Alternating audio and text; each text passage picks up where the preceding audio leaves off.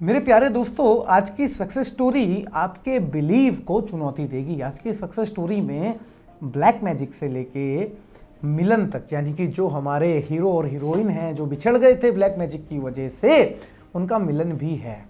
ये आपके बिलीव के ऊपर है कि आप कितना बिलीव करते हैं खुद के प्यार के ऊपर। क्योंकि मेरे प्यारे दोस्तों, इस संसार में अगर पॉजिटिव चीज़ें हैं तो नेगेटिव चीज़ें भी एग्जिस्ट करती हैं। आज की सक्सेस स्टोरी बहुत ही गहन है, बहुत ही खूबसूरत है, आप लोगों के लिए एक साइन है अगर आप प्यार मैनिफेस्ट करना चाहते हैं। नमस्कार, मैं हूं Rishabh Gautam, the law of attraction coach, motivational speaker. बहुत बहुत स्वागत करता हूं आज की सक्सेस स्टोरी में। बिना समय गवाए शुरू करते हैं आज की सक्सेस स्टोरी।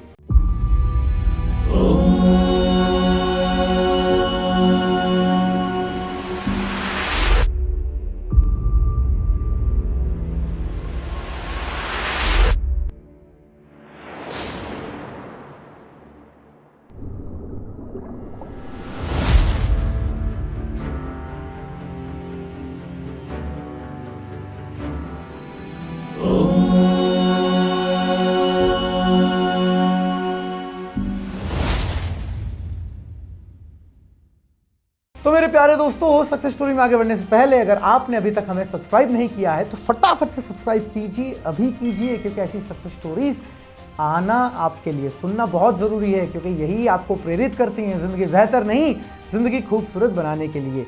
तो पहले सक्सेस स्टोरी पढ़ लेते हैं, उसके बाद की चर्चा पढ़ने के बाद हम करेंगे। तो चलिए शुरू करते हैं आज की सक्सेस स्टोरी, जिसमें हमारी जो स्टूडेंट हैं वो चाहते हैं कि उनकी पहचान को गुप्त रखा जाए।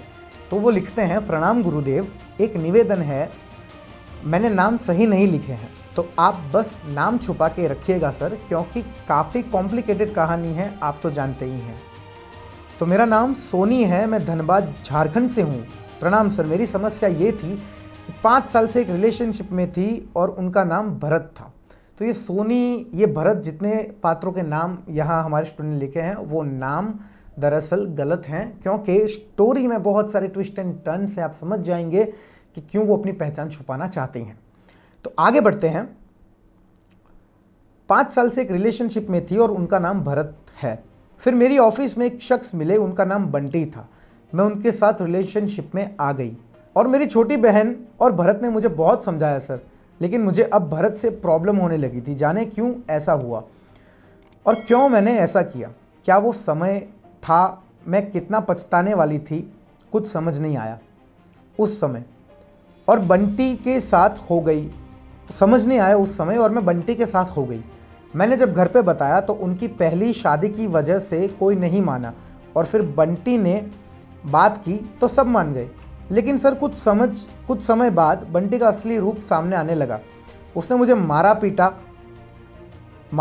भी, मैं लड़ती थी लेकिन ये सही नहीं था। आलम यह हुआ कि वो सीनियर थे तो ऑफिस में भी बाहर भी इसकी खुन्नस निकालते थे। एक बार बाहर लोगों के बीच में मुझ पे हाथ उठाया, लेकिन सर मैं किसी से कह नहीं पा रही थी। घरवाले भी यही कहते कि पहले ही एक को छोड़ चुकी है, अब समाज में किसी को क्या बोलेंगे। इसी बीच भरत फिर से मुझे मिले और न चाहते हुए भी हम करीब आए, और ये बात बंटी को पता चली, लेकिन भरत शादी के लिए ना बोले कि अब मैं एक्सेप्ट नहीं करूँगा। अब मैं टूट गई थी और तब मेरा साथ सिर्फ आप लोगों ने दिया। मैंने सर आपके यहाँ सारे नंबर पे संपर्क किया और फिर अभिषेक भैया से मेरी बात हुई। उन्होंने मुझे क्लियर सवाल पूछे और सीधा सीधा जवाब दिया। मुझे अच्छा लगा कि उन्होंने भाई बनकर खुले मन से बात की, और बहुत बार उनको मैंने रोते हुए कॉल किए। मैंने लेट किया सर, और मैंने 2 महीने के बाद सेशन ज्वाइन किया। उसके बाद मुझे आपने सेशन में मेरा दोनों के साथ का भविष्य साफ साफ दिखाकर रख दिया। सबसे बड़ी बात कि बंटी ने मुझे काले जादू से हासिल किया था और मेरे घर वालों पर भी ये चीज़ कराई गई थी। मेरे खुद के अंदर का सारा गिल्ट बाहर आ गया और मैं खुद को माफ़ कर पाई और सीधे सीधे एक्शन ले पाई। सिर्फ आपकी ही वजह से आज मैं बंटी से आज़ाद हो पाई। मेरा परिवार आज फ्री है, उस जॉब से मैं फ्री हो पाई। फाइनली फाइनेंशियल क्राइसिस थोड़े बहुत परेशान कर रहे थे, क्योंकि जॉब का चला जाना, लेकिन मुझे खुशी थी कहीं ना कहीं कि मैं इन सारे चक्कर से आज फ्री हूँ। उसके बाद धीरे धीरे फाइनेंशियल क्राइसिस भी सही होने लगे, जैसे आपने सेशन में बताया था। अब मैं भरत को मैनिफेस्ट करना चाहती थी, भरत से शादी करना चाहती थी, पर भरत शादी के लिए नहीं मान रहे थे, लेकिन मुझे छोड़ भी नहीं पा रहे थे। मैंने हर एक चीज़ फॉलो की जो अभिषेक भैया ने मुझे बताई, और फिर एक सेशन भैया ने फिर दिलवाया और उसमें भरत और मैं साथ थे। भरत का माइंड चेंज हो गया जैसे, और सब कुछ ठीक होने लगा। अब हम शादी करने वाले हैं बहुत ही जल्द, आपको न्योता देने ज़रूर आएंगे। आप और सभी भैया शादी में आइएगा सर प्लीज़। एक बार फिर से मेरे दोनों भाइयों को बहुत बहुत शुक्रिया। शादी में ज़रूर आइए भैया, आपकी खातिर का मौका दीजिएगा। शादी हमारे गांव से होगी सर, बिहार से। धन्यवाद सर और आशीर्वाद सर। प्रणाम। सबसे पहले सोनी जी प्रणाम प्रणाम प्रणाम, बहुत बहुत कृतज्ञ हूँ, क्योंकि जब मुझे अच्छे से याद है सेशन में हमारी वार्तालाप हुई थी। और दूसरे सेशन की बात करना चाहूँगा जब भरत जी सामने मौजूद थे। भरत जी तो उस वक्त मैंने बस एक छोटी सी बात कही थी कि आप बस दिन गिनना शुरू कर दीजिए और आप आपकी सक्सेस स्टोरी मुझे ज़रूर भेजेंगी।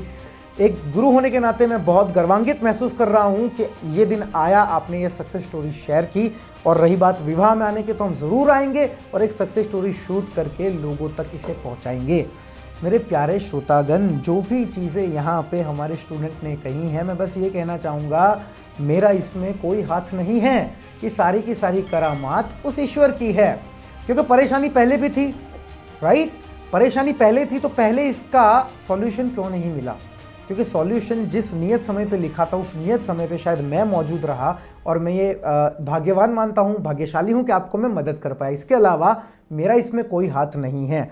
रही बात जो सेशन की चर्चाएं हमारे स्टूडेंट ने की हैं, तो सेशन में बहुत सारी चीज़ें ऐसी होती हैं जिसे खुलकर बता पाना थोड़ा सा कठिन है, थोड़ा सा मुश्किल है। बहुत ही जल्द हम एक कार्यक्रम की शुरुआत करेंगे, ऑलमोस्ट फरवरी या मार्च महीने से, कि जिसमें गेट टुगेदर कर पाएँ स्टूडेंट्स के साथ, और उस दौरान मैं आपकी 1-to-1 हेल्प कर पाऊँ। तो ये कोशिश आगे के समय की है, ये मैंने अभी आपको बता दी। रही बात इस सक्सेस स्टोरी से, बस इतना सीखिए दोस्तों, परेशानी ईश्वर सबको देते हैं, बस आपके अंदर विश्वास होना चाहिए कि आप उस परेशानी से निकल जाएंगे। ये विश्वास को मन में रखिए, अपनी सक्सेस स्टोरी भेजिए, मैं तहे दिल से इंतजार कर रहा हूँ। ये रहे व्हाट्सएप नंबर, अगर प्रॉब्लम है हेल्पलाइन पर कॉल कीजिए। जिंदगी बेहतर नहीं, जिंदगी खूबसूरत बनाइए।